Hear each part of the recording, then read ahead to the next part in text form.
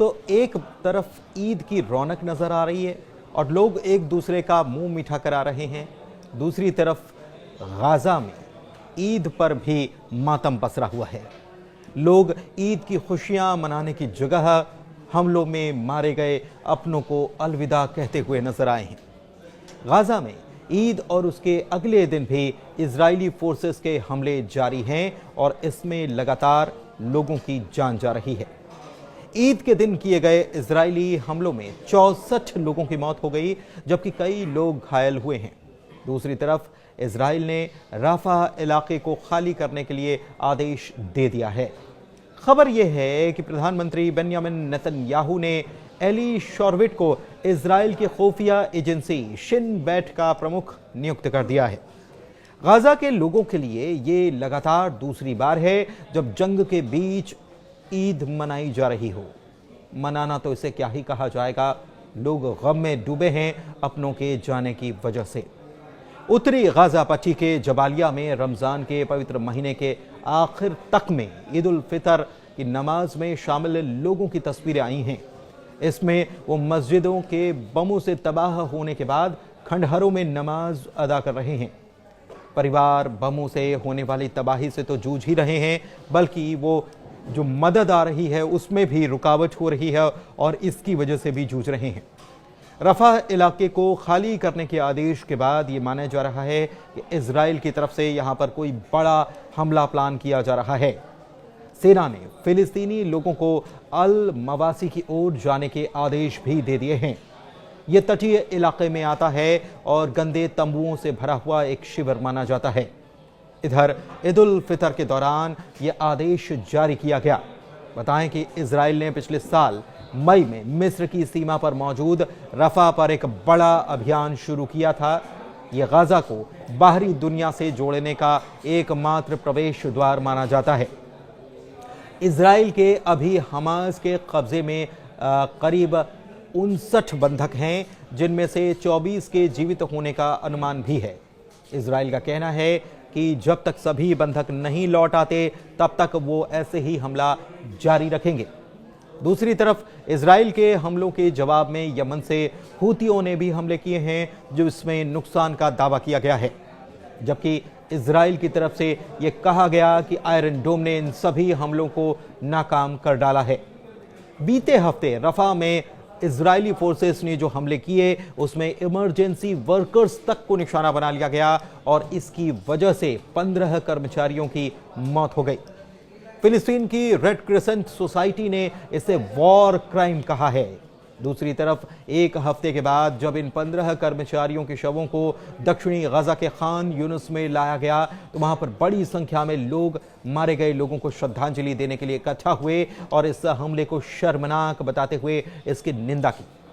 उधर खान यूनुस में ही इजराइल की तरफ से जो हमले किए गए हैं उसमें 9 लोगों की मौत हो गई, जिनमें 2 मासूम बच्चे भी शामिल थे।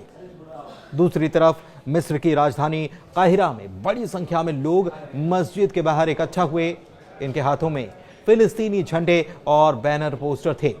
ये लोग गाजा में जंग बंद करने की मांग करते हुए नजर आए हैं। सबसे बड़ी बात तो यह है कि एक तरफ इजराइल के हमले लगातार जारी हैं, तो दूसरी तरफ एक बार फिर से युद्ध विराम की बातें भी होने लगी हैं। एक नए प्लान के बारे में चर्चा भी चल पड़ी है। हालांकि अभी तक इस पर जमीन पर कोई ठोस बात निकलकर सामने नहीं आई है, लेकिन मिस्र, कतर समेत अमेरिका की कोशिश है कि एक बार फिर से यहां पर युद्ध विराम हो पाए। खबर यह जरूर है कि फिलिस्तीनी चरमपंथी समूह यानी कि हमास गाजा में संघर्ष विराम के उस नए प्रस्ताव के लिए तैयार हो गया है, जिसके तहत 5 और बंधकों को रिहा करने और इसके बदले 50 दिन के युद्ध विराम की बात है। गाजा के बाहर के हमास के सबसे वरिष्ठ नेता खलील अल हय्या ने कहा है कि हमास ने मध्यस्थता निभाने वाले कतर और मिस्र के समझौते को लेकर भेजे गए नए मसौदे को मंजूरी दे दी है। दूसरी तरफ इजराइल के प्रधानमंत्री बेंयामिन नेतन्याहू के दफ्तर से भी बात सामने आई है कि उसे भी ये मंजूरी मिल चुकी है। बड़ी बात यह है कि नए संघर्ष विराम समझौते को लेकर ऐसे वक्त में चर्चा हो रही है जब इजरायली सेना गाजा में लगातार हवाई हमले कर रही है और रफा में जमीनी ऑपरेशन चला रही है। मासूम लोग इसमें मारे जा रहे हैं, लेकिन इजराइल की तरफ से यह कहा जा रहा है कि हमास एक और बड़ा अटैक प्लान कर रहा था और इसी को खत्म करने के लिए हमने ये हमले बोले हैं। लेकिन दूसरी तरफ जो ग्राउंड रिपोर्ट सामने आ रही हैं उसके मुताबिक कई मासूम बच्चे, कई महिलाएं जो हैं इन हमलों की शिकार हुई हैं। हमास और इजराइल के बीच जनवरी में युद्ध विराम जो हुआ था, समझौता जो हुआ था, इस महीने वो टूट चुका है और इस समझौते के पहले चरण के दौरान हमास ने 33 बंधकों को रिहा किया था। लेकिन हमास ने अभी भी 59 लोगों को बंधक बना रखा है, जिसमें कई डेड बॉडीज भी हैं। पहले हमास ये चाहता था कि पहले वाला समझौता न टूटे और दूसरे चरण के लिए बातचीत शुरू हो जाए। दूसरे चरण के तहत जिंदा बचे बंधकों को फिलिस्तीनी कैदियों के बदले में रिहा करने और गजा से इजरायली सैनिकों की पूर्ण वापसी की बात थी, लेकिन इस पर बातचीत शुरू हो ही नहीं पाई है। बहुत सारी चीजें एक साथ चल रही हैं। एक तरफ हमले लगातार जारी हैं, दूसरी तरफ एक और नए सीज फायर की बात हो रही है और तीसरी तरफ ये पहले युद्ध विराम में सीज फायर में ये बात थी कि इजराइल वहां से धीरे धीरे हटेगा। अब इजराइल के प्रधानमंत्री बेंयामिन नेतन्याहू ने यह कह दिया है कि हम इजराइल के साथ साथ गाजा की सुरक्षा करने का जिम्मा हम उठाएंगे। हमास को हथियार छोड़ देना चाहिए और यहां से उनको चले जाना चाहिए।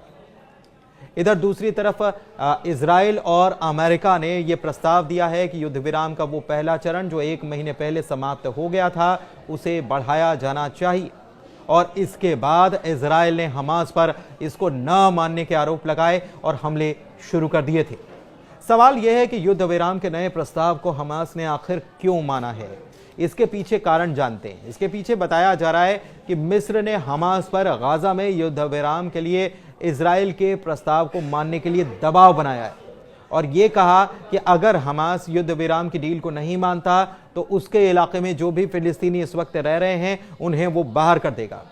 दरअसल मिस्र में वो फिलिस्तीनी हैं जो पहले इजराइल के कैद में थे और उन्हें डील के तहत इजराइल ने रिहा किया था। इसे लेकर ही मिस्र ने यह धमकी दी कि हमास लचीला रुख अपनाए और बंधक समझौते के संशोधित प्रस्ताव को स्वीकार करे। फिर सवाल यह उठता है कि आखिर जब पहले सब कुछ ठीक ही चल रहा था तो यह सीज फायर इजराइल ने क्यों तोड़ा।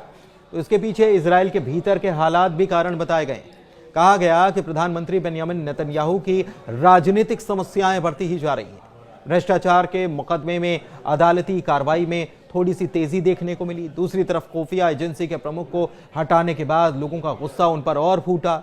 हमास की कैद में मौजूद लोगों की रिहाई में जो देरी हो रही है इसको लेकर भी लोगों में नाराजगी बढ़ती ही जा रही थी और यही वजह थी कि नेतन्याहू के ऊपर बहुत ज्यादा प्रेशर था। बाहर से भी और अंदर से भी काफी दबाव उनके ऊपर बना हुआ था और इसी दबाव को कम करने के लिए एक बार फिर से अटैक शुरू कर दिए गए और इजराइल ने हमास पर हमलों की बरसात करनी शुरू कर दी। फिलहाल नेतन्याहू की तरफ से हमास को यह कहा जा रहा है कि वो हथियार छोड़ दें, हम उन्हें बगैर कोई नुकसान पहुंचाए जाने देंगे, लेकिन उन्हें गाजा को छोड़ना होगा और गाजा में सुरक्षा की जिम्मेदारी इजराइल को सौंपनी होगी।